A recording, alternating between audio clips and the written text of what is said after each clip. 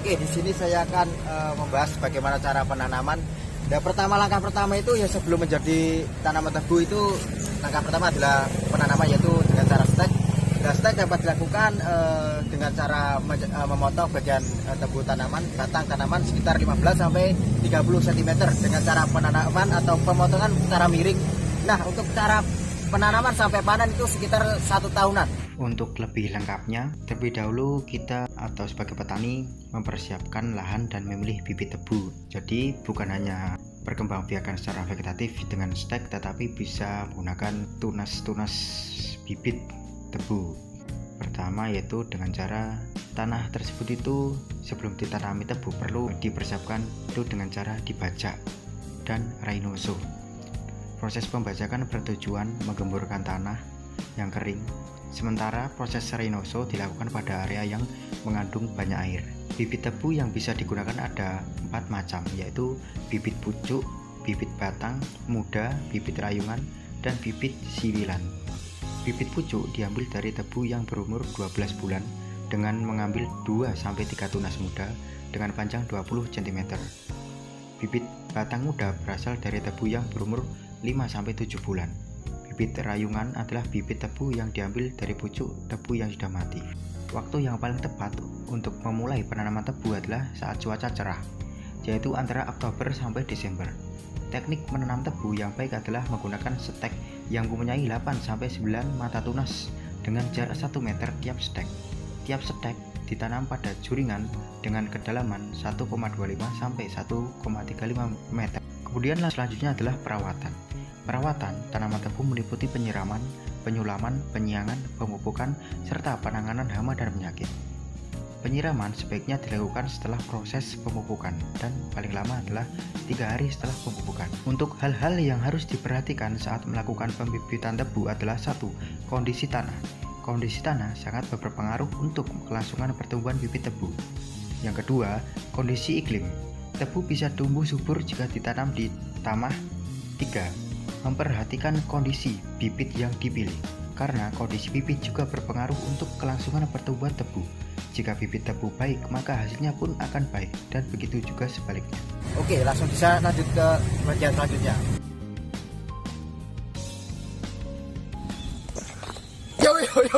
Oke, sebelum yang tadi kan sudah di perkebunan, di kebunnya mengenai pengolahan tanah dan cara penanamannya kan saya sudah jelaskan tadi. Nah, sekarang dipindah ke sini di PTP Nusantara 9 pabrik gula Tasikmadu. Nah, untuk pengolahan gula selanjutnya diolah di sini dengan cara proses yang sudah disesuaikan dengan standar SNI, Standar Nasional Indonesia, mengenai cara pengolahannya. Nah, untuk tebu sendiri itu bisa diolah menjadi beberapa olahan, yang salah satu adalah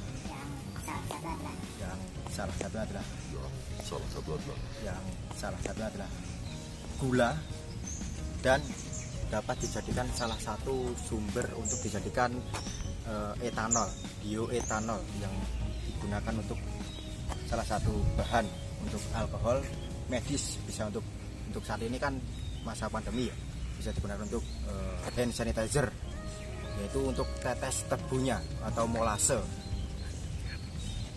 Nah, sedangkan bila mana sudah diolah menjadi bioetanol, produk turunannya bisa diolah kembali sampai tahap proses limbahnya, atau istilah lainnya orang menyebutnya istilah badek. Nah, badek sendiri itu dapat diolah menjadi pupuk organik yang bisa disalurkan ke sawah-sawah untuk proses pemupukan selanjutnya dan memperbaiki struktur tanah. Oke, kembali lagi bersama saya. Oke, di sini saya akan membahas acara kedua ya, mengenai biodiesel. Jadi untuk biodiesel itu sendiri adalah bahan bakar untuk mesin diesel ya, atau bisa dikatakan solar, berbahan baku lemak hewani maupun nabati. Nah, untuk saat ini kan bisa diproses dengan tanaman kelapa sawit. Nah, tanaman kelapa sawit itu dengan syarat tumbuhnya itu di ketinggian tempat sekitar 0 sampai 600 mdpl. Nah, mdpl adalah meter di bawah permukaan laut dengan curah hujan rata-rata sekitar 1.500 sampai 4.000 mm per tahun. Untuk temperaturnya sendiri untuk pertumbuhan kelapa sawit itu sekitar 24 sampai 28 derajat Celcius dengan pH optimum. pH optimum adalah sekitar 5 sampai 5,5 pH meter yang untuk alatnya. Dengan sistem budidaya atau jarak tanamnya itu, untuk jarak tanam kelapa sawit itu untuk dalam keadaan tanah miring ya sekitar 1,5 kali 1,5 meter. Nah, sedangkan untuk lahan datar itu bisa 9 kali 9 kali 9 meter. Untuk umur panennya sendiri, untuk umur panen kelapa sawit itu sekitar 3 sampai 4 tahun. Nah, setelah mengetahui panen kan masuk ke dalam pasca panen. Nah, pasca panen itu bisa diartikan permainan kelanjutan, yaitu dengan cara pembersihan terlebih dahulu. Misalnya itu membersihkan biji-biji kelapa sawit atau brondolan, ya bisa disebut brondolan kelapa sawit. Untuk setelah pembersihan itu penyortiran itu dilakukan dengan cara memilih brondolan yang baik, biji-biji entah itu yang besar atau yang kecil guna proses selanjutnya. Kemudian adalah pengemasan.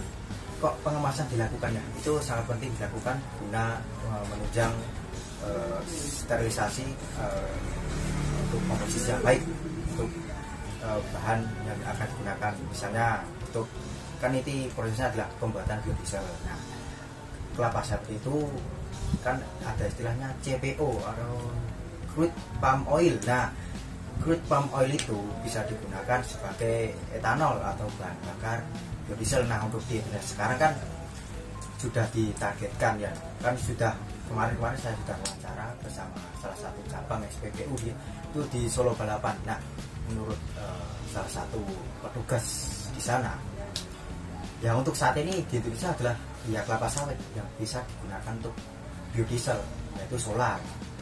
Tapi untuk komposisinya masih rendah, belum sampai target 50% lah dari apa yang dicanangkan oleh pemerintah pusat.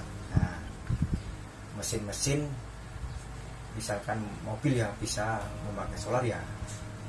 Sebenarnya sih bukan kelapa sawit aja, tanaman jarak bisa, aren bisa. Tapi untuk proses ke depan atau yang saat ini sudah diproses sedemikian rupa mengenai biodiesel ya tanaman kelapa sawit.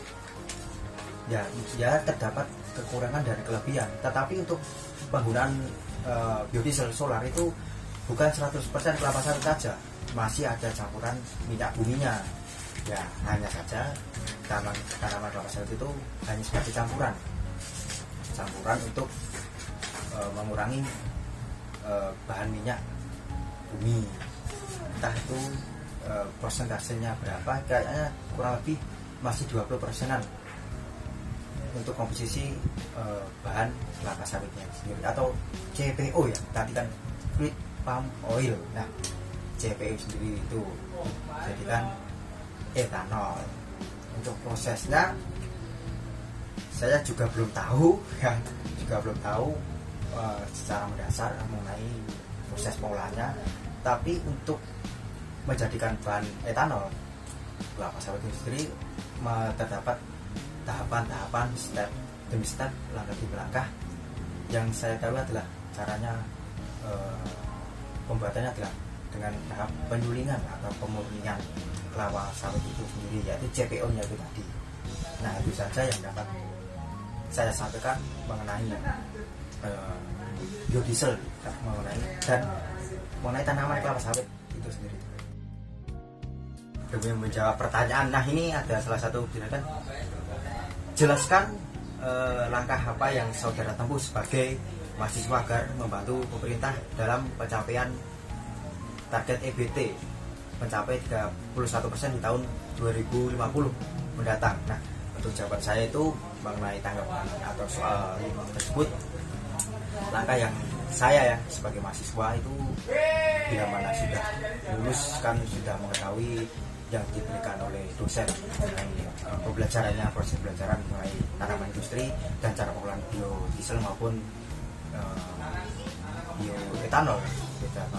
Nah, yang saya serap itu bagaimana cara saya mengolah tanaman itu sendiri, entah itu kelapa sawit, entah itu jarak. Nah, itu saya fokuskan ke situ, cara penanamannya, kemudian budidaya agar meluas menyebar, dan bila mana sudah terlaksana bisa disosialisasikan kepada masyarakat cara pengolahannya. Nah, itu yang dapat saya sampaikan guna menunjang keberhasilan emisi atau pencapaian 31% yang dicanangkan oleh pemerintah tersebut. Terima kasih. Wassalamualaikum warahmatullahi wabarakatuh.